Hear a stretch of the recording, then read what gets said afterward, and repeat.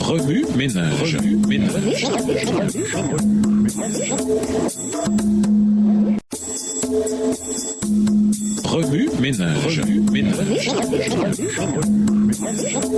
Bienvenue dans votre émission. Remue ménage. Nous voilà à la leçon de mardi que nous enseigne les passages suivants sur la manière dont Dieu touche les personnes qui l'ignorent. La capacité de Dieu à parler de différentes manières. Lisons Nombre 22, les versets 28 à 30, 1 Roi 19, les versets 11 à 13, Job 12, les versets 7 à 10, Matthieu 27, le verset 19, Luc 19, les versets 39 à 40 et Actes 10, les versets 1 à 8. Nombre 22, versets 28 à 30.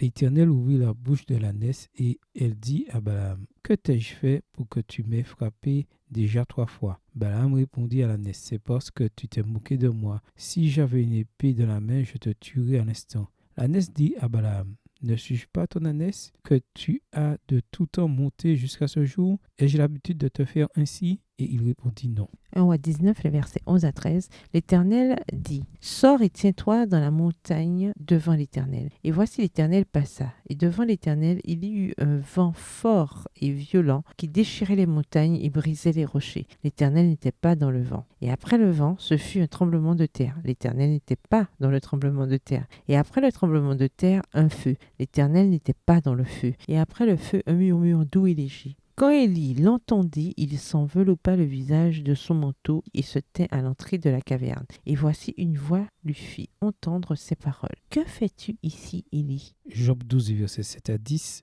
Interroge les bêtes, elles t'instruiront. Les oiseaux du ciel, ils te l'apprendront. Parle à la terre, elle t'instruira. Et les poissons de la mer te le raconteront. Qui ne reconnaît chez eux la preuve que la main de l'Éternel a fait toutes choses. Matthieu 27, le verset 19. Pendant qu'il était assis sur le tribunal, sa femme lui fit dire qu'il n'y ait rien entre toi et ce juste, car aujourd'hui j'ai beaucoup souffert en songe à cause de lui. Luc 19, versets 39 et 40. Quelques pharisiens du milieu de la foule dirent à Jésus, « Maître, reprends tes disciples. » Il répondit, « Je vous le dis, s'ils se taisent, les pierres crieront. » Acte 10, versets 1 à 8. Il y avait à Césarée un homme nommé Corneille, centenier dans la cohorte dite italienne. Cet homme était pieux et craignait Dieu avec toute sa maison. Il faisait beaucoup d'aumônes au peuple et priait Dieu continuellement. Vers la 9e heure du jour, il vit clairement dans une vision un ange de Dieu qui entra chez lui et qui lui dit « Corneille !» Les regards fixés sur lui et saisi d'effroi, il répondit « Qu'est-ce que Seigneur ?» Et l'ange lui dit « Tes prières et tes aumônes sont montées devant Dieu et il s'en est souvenu. Envoie maintenant des hommes à Joppé et fais venir Simon surnommé Pierre. » Verset 6. Il est logé chez un certain Simon,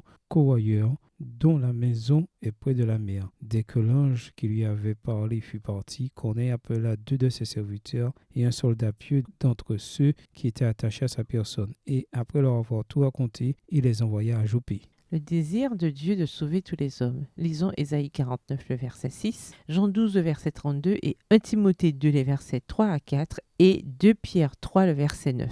Ésaïe 49, verset 6. Il dit, « C'est peu que tu sois mon serviteur pour relever les tribus de Jacob et pour ramener les restes d'Israël. Je t'établis pour être la lumière des nations, pour porter mon salut jusqu'aux extrémités de la terre. » Luc 12, verset 32. Ne crains point, petit troupeau, car votre Père a trouvé bon de vous donner le royaume.